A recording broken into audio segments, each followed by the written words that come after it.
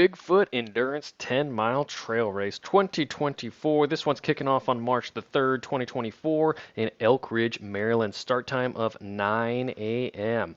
So if we scroll down on our event page, this has a lot of cool things listed here, and it's pretty much a one-page catch-all for all of our race information.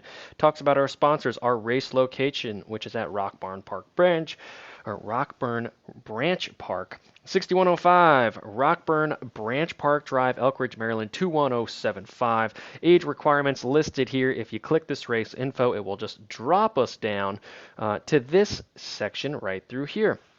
Packet pickup is at Saturday, March the 2nd, to be determined, or Sunday, March the 3rd, at race venue, 7:30 to 9 a.m., which is our race day time and location. I would assume at this point that's the only one that is available. I would expect some information coming out soon for you, so keep an eye out for your inboxes there. So race day categories, you can change it prior to race weekend. Make sure you email racedirector@rapidevents.com prior to the start of the race. You can switch from the 10-miler to the 5-miler or vice versa at packet pickup. Just got to let them know. Switching during the race is not allowed. You'll be marked as a DQ, and you will not be eligible. So make sure you are telling them what you want to do ahead of time, and you're not switching in the moment. Not allowing bib transfers, race day schedule, and it's subject to change, but this is how it typically happens. 7:30 a.m. packet pickup opens, 9 a.m. is wave 1 start, and 9:03 wave 2, 9:06 is wave 3 start. 10:30 a.m. the 5-miler awards happen, and 10:46 the 10-miler second loop cutoff happens with 11:15 a.m. 10-miler awards presentation, and that is of course an estimate based off of who is finishing and who else is left on course. Again, this is a wave start, so to reduce the amount of passing during the first few miles, you're going to get started off in some waves. Each wave will consist of both 5 and 10-mile participants, which is another key bit of info for pacing strategies and all that cool stuff. The run course, we'll dive into the run course in a second. There is a 1 hour 40-minute cutoff to reach the second loop of the course. So if you're not completed the distance by 10:46, which is approximately a 20-minute per mile pace, you will not be permitted to continue the course.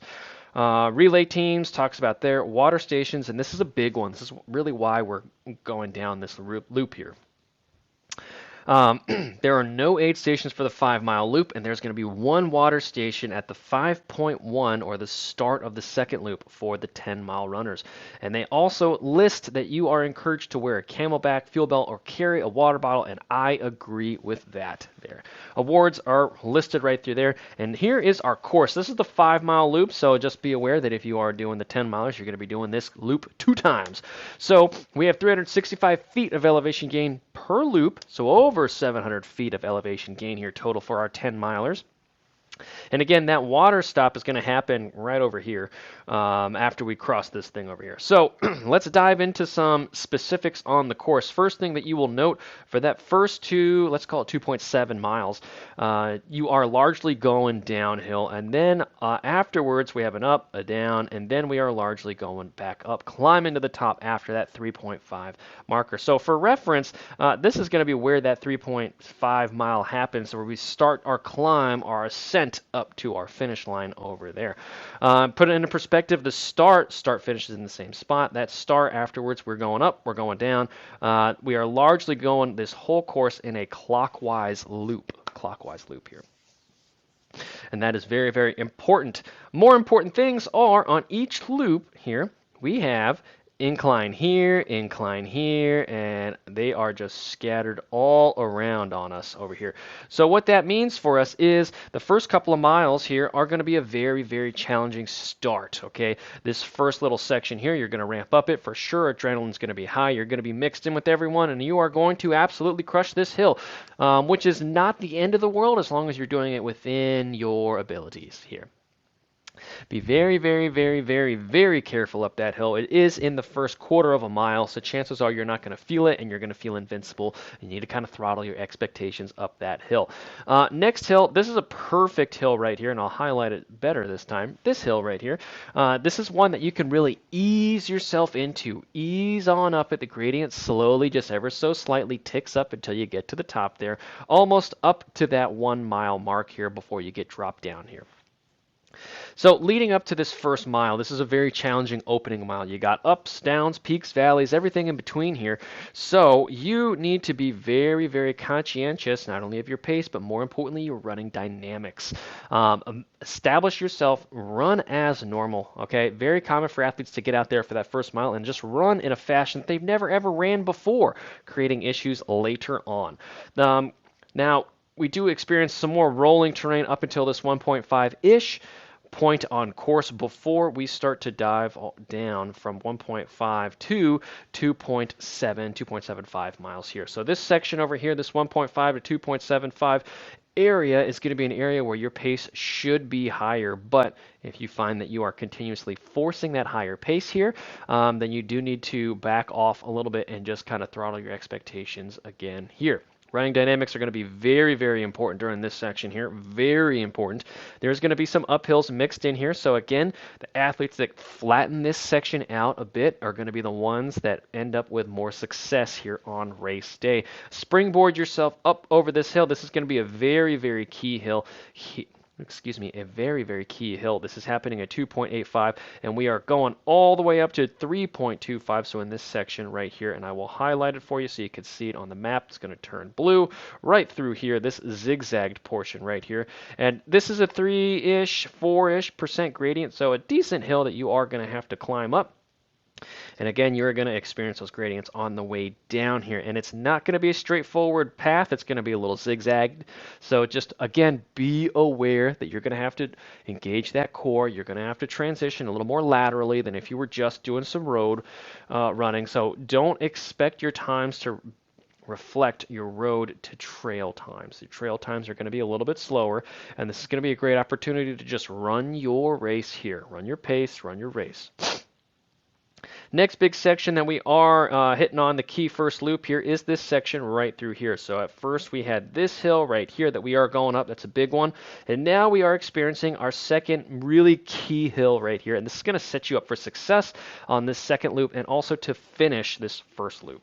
You slowly ramp up it. You slowly zigzag back up to the starting area.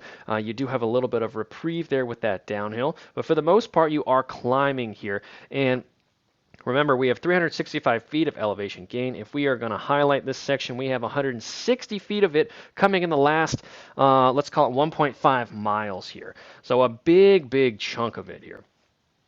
And that is going to be the big key to that first loop here. Second loop, things do change a bit. That first section where we are kind of getting through on that first loop, this section here, we are going to start to run this a little bit more aggressively on the second loop here. We're going to start to turn it up a little bit, and just, a little bit is the primary word here.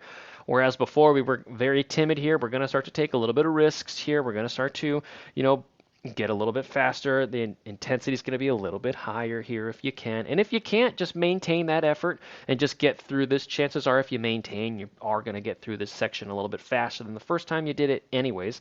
Or it's going to be an even split, which is exactly what we're after in the worst case scenario.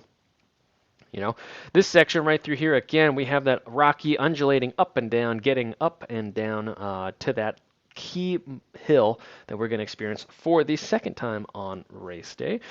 This big key hill here is not big in overall elevation gain, but it's big in the standpoint of setting yourself up for the rest of the day here.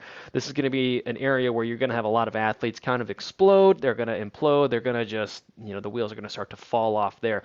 So if you are chasing a group of people, look for this hill to be their undoing, at least the first one. Second one is going to be this section right through here, but I would probably guess that this section right here is going to be another area where a lot of athletes just slowly start to just come unglued here. So if you are chasing some people, watch out for that section right through there. And again, if they skip that water station here, that's a good chunk of miles without any fuel or hydration if they are running without it. I would highly encourage you to be running with your race day nutrition out there on race day, whether that be with gels or belts or flasks or handhelds or whatever it is that you're carrying. I would highly encourage you to carry something out there on race day. Maybe a little bit less than what you would normally do. It's only 10 miles. But you need something more than water to have success out here on race day. Last big section over here is this section that is highlighted up through this point here. This is going to be the last big kick to the finish line. This is largely all mental by the time you get to this point here. Block out everything that's going on. If you're starting to cramp up, if you're starting to kind of not have a good day, just kind of block those out, and you only have about a mile left to that race finish. And this is our Bigfoot 10 miler 2024 edition. Good luck, everyone.